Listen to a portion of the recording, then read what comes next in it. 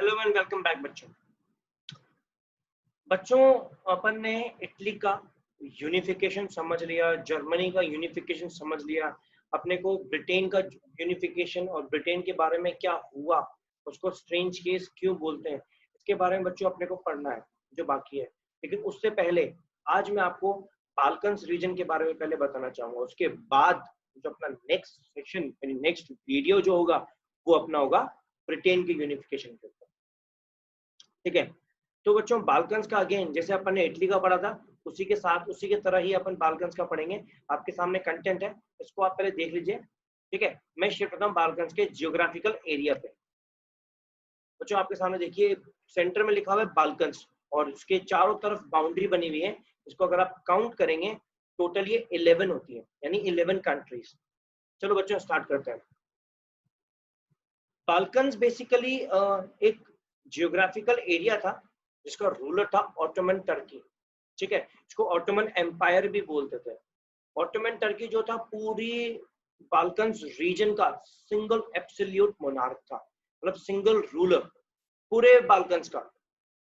ठीक है, तो अब जब पूरे बाल्कन्स का वो प्रॉपर तरीके से रूलर था तो जो चाहे वो कर सकता था इन कंट्रीज के साथ। अगर इन कंट्रीज के बीच में वॉर होती थी या कोई और कंट्रीज को अटैक करती थी तो बाकी कंट्रीज को इकट्ठा करता था और इकट्ठा करने के बाद फिर उससे फाइट लड़ता था। मतलब ऑटोमन टर्की सबसे बड़ा पावरफुल रूलर हो गया। आप देख सकते हो जहां जहां एम्परर के पास छोटे छोटे रूलर हैं, इसके पास कितना बड़ा रूलर हो गया बच्चों। ठीक है, उसके पास कितना बड़ा रूलर है, ये 11 कंट्री उसके अंडर में। ठीक है, जिसका सिंगल टर्म था बाल्कन।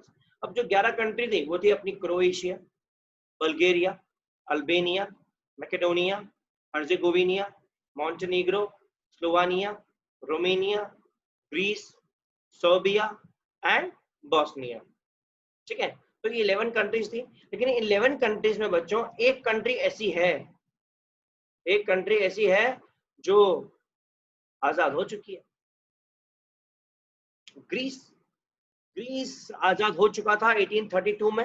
यानी बाल्कन्स का जो ये टेरिटरी था, ये टेरिटरी इसने छोड़ दिया। मैंने उस टाइम पे भी कहा था आपको कि ऑटोमन टर्की एम्पायर है उसको ग्रीस को छोड़ना पड़ा, क्योंकि अगर वो इसको नहीं छोड़ता तो बाकी के 10 कंट्रीज के अंदर भी नेशनलिज्म फैल जाता।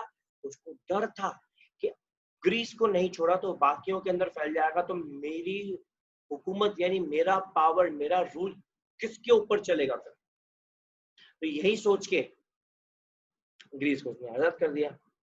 लेकिन बच्चों धीरे धीरे करके टाइम आया जब बाल्कन्स पूरा वीक पड़ गया।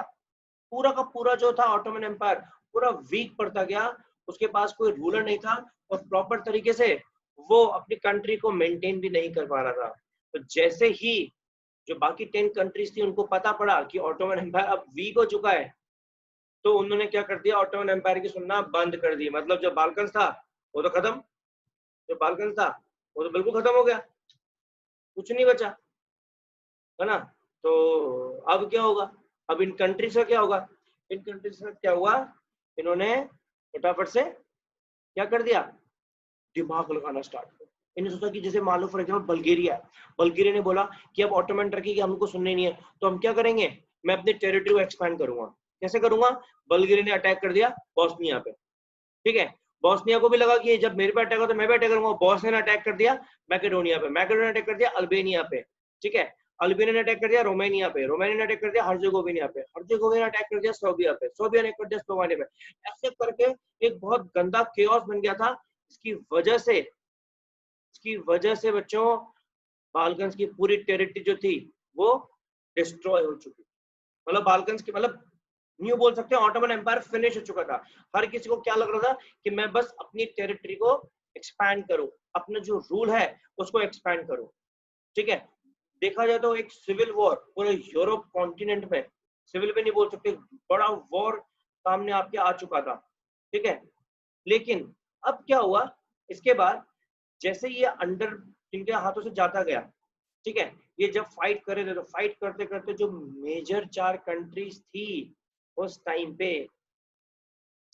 जो मेजर 4 कंट्रीज थी वो फिर बीच में आ गई। और जब वो बीच में आई, बीच में आते ही उसने बोला कि भैया अगर यहाँ पे फाइट हो रही है तो क्यों ना हम भी उसका हिस्सा बने। मतलब ग्रीस आजाद हुआ, देखो शुरुआत कहां से हुई बच्चों, शुरुआत कहां से हुई, ग्रीस आजाद हुआ, एक इंडिपेंडेंट बना, तो सबके मन में आ गया कि हमको भी इंडिपेंडेंट बनना है, ठीक है, हम लोग भी अपने आप को एज इंडिपेंडेंट डिक्लेयर करेंगे। तो उन्होंने फाइट करना स्टार्ट कर दिया, अपने अपने टेरिटरी को एक्सपैंड करना स्टार्ट कर दिया। लेकिन जो उन छोटी छोटी कंट्रीज के एब्सोल्यूट मोनार्क थे ना, वो भी ये चाहते थे कि उनका रूल बढ़े, इसलिए तो उन्होंने अटैक कर दिया, है ना, इसलिए उन्होंने अटैक कर दिया। लेकिन जब वो अटैक हुआ, उस अटैक के बाद जो मेजर पावर्स थी चार, ठीक है, आपकी रशिया, आपकी जर्मनी, आपकी इंग्लैंड और आपकी एस्ट्रो हंगरी, इन लोगों ने सोचा कि भैया यही मौका है। इवन साथ में इसका जो दिया, इन्होंने यही सोचा, फ्रांस भी बीच में आया था इसमें, ठीक है, इन्होंने सोचा कि रशिया ने सोचा कि अगर यहाँ पे एक्सपैंड हो रहा है, लोग लड़ रहे हैं, तो क्यों ना मैं भी फाइट का हिस्सा बन जाऊं, और हिस्सा बनूंगा तो रशिया तो वैसे ही अपन ने देखा एब्सोल्यूट मोनार्क है, वो तो अपनी डोमिनेंसी दिखाना ही चाह रहा है, वो तो अपनी डोमिनेंसी दिखाना चाह रहा है, तो वो अपने अंडर में ले लेगा कुछ कंट्रीज को, फिर उनके ऊपर जबरदस्ती रूल करेगा। जर्मनी यूनिफाई हो चुका था, उसका क्या मोटिव था कि यूनिफिकेशन फैले, कॉन्स्टिट्यूशन बने, England constitution, France constitution.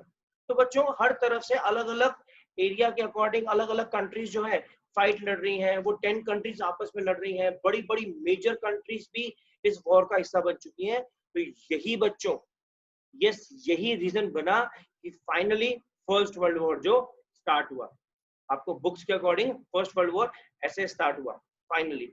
Otherwise देखा जाए तो उसकी अलग कहानी है। जर्मनी का जो प्रिंस था वो घूमने गया था, उसको मारा, उसके वजह से जर्मनी ने फाइट लड़ी, उस फाइट लड़ने के बाद जाके बीच में रशिया आया था, फिर वो फर्स्ट वर्ल्ड वॉर हुआ। ये सब एक्चुअल बातें हैं, लेकिन बुक्स के अकॉर्डिंग जब बाल्कन्स रीजन के अंदर वॉर हुआ, अपनी अपनी टेरिटरी को एक्सपैंड करने के लिए उन्होंने फाइट लड़ी, और उसके बाद जब मेजर पावर्स बीच में आ गई तो बहुत बड़े लेवल पे पूरे कॉन्टिनेंट में वॉर छिड़ गया था, जो फाइनली कल्मिनेट किस में हुआ, फर्स्ट वर्ल्ड वॉर में।